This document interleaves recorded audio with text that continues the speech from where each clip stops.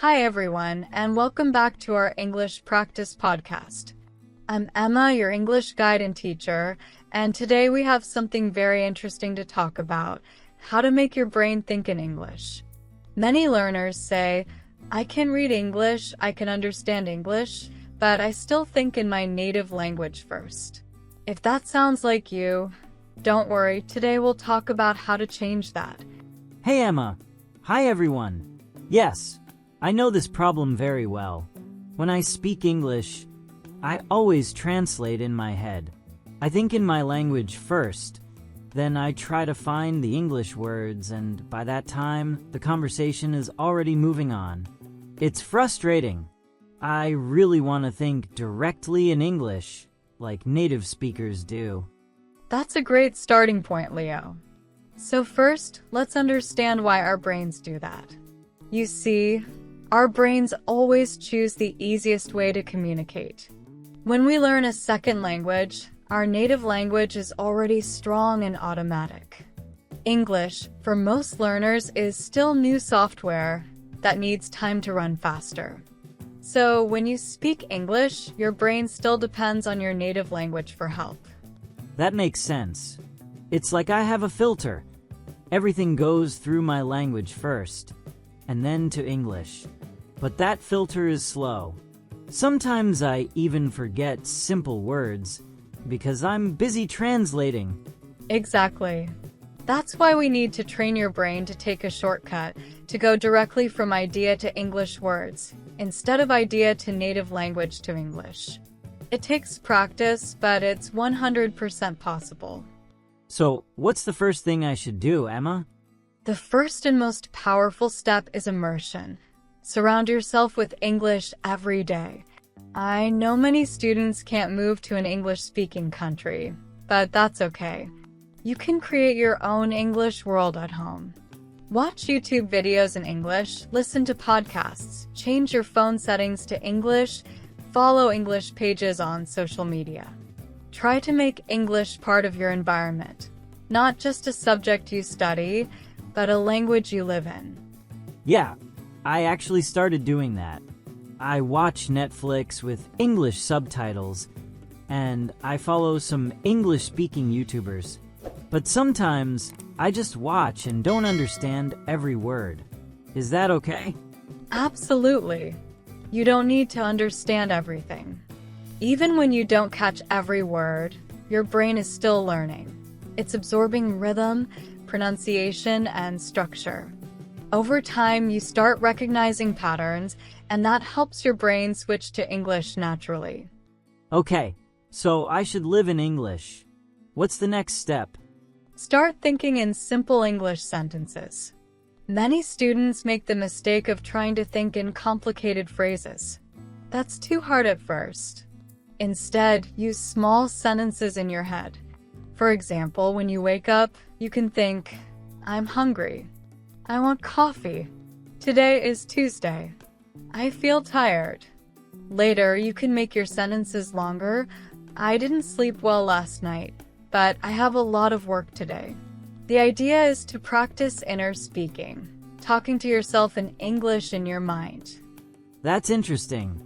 I usually speak to myself in my language all day, like, where's my phone? Or, I need to buy milk. So you mean I can do the same just in English? Exactly.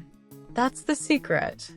It's like teaching your brain that English is not something special.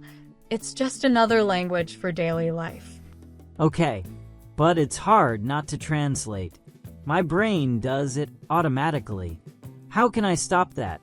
You can't stop it completely right away, but you can reduce it step by step. The key is, when you don't know a word, don't always run to a translator. Try to describe it in English. For example, if you forget the word fork, you can say the thing you use to eat, not a spoon. This is called circumlocution, describing something when you don't know the exact word. Native speakers do it too. When you use this method, your brain learns to stay in English and not escape to your language. That's so true. Sometimes when I forget a word, I just stop speaking.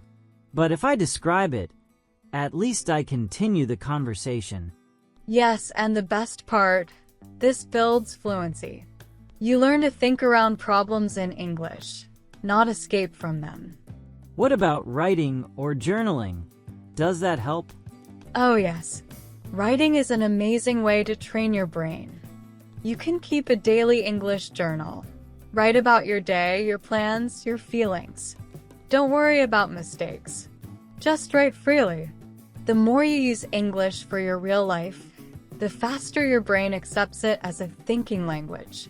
You can also make shopping lists, notes, or reminders in English. Even talk to your friends online in English if they're learning too. That sounds practical. I can even write my goals in English. Like, my goal this week is to practice speaking every day for 10 minutes. Perfect. When English becomes the language of your goals, your brain starts to associate it with your future, not just school. What about pronunciation? Sometimes I understand English, but I can't say it fast enough. That's another great point. A good exercise is shadowing. It means listening to a short audio or video and repeating everything at the same time, like an echo. It trains your mouth and brain to work together. Start with something short, maybe 1 or 2 minutes. Repeat again and again until it feels natural. You don't need to sound perfect. Just try to follow the rhythm. This helps your brain think in English sounds, not your native sounds. I've heard about shadowing, but I never tried it. Maybe I should start with your podcast. That would be great. Listening and repeating is how babies learn language, and it works for adults too. Sometimes I feel shy when I speak. I'm afraid people will laugh at my mistakes. Oh, Leo, that's very common. But here's the truth. Making mistakes is not bad. It's necessary.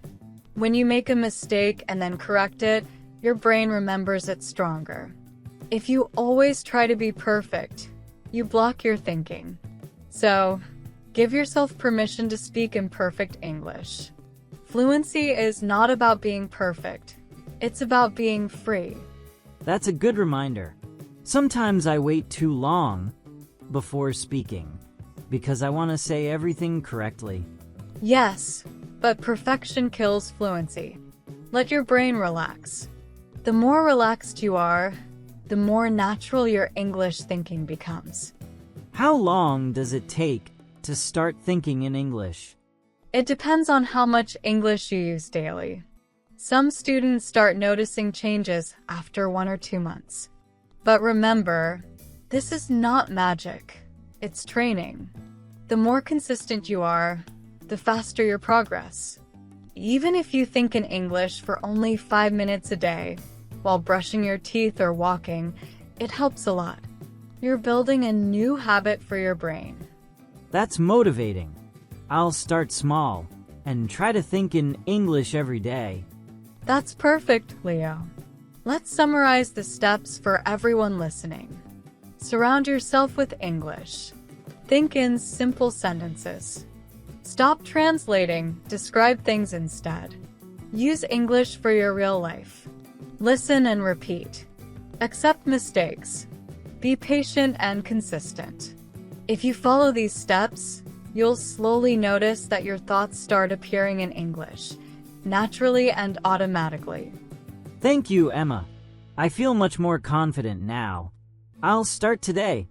I'll think in English when I make breakfast tomorrow morning. That's the spirit. And to everyone listening, remember, thinking in English is not about talent.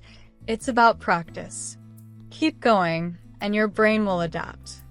Don't forget to follow us, share this episode with your friends. Thanks for joining us today, and see you in the next episode of English Practice Podcast.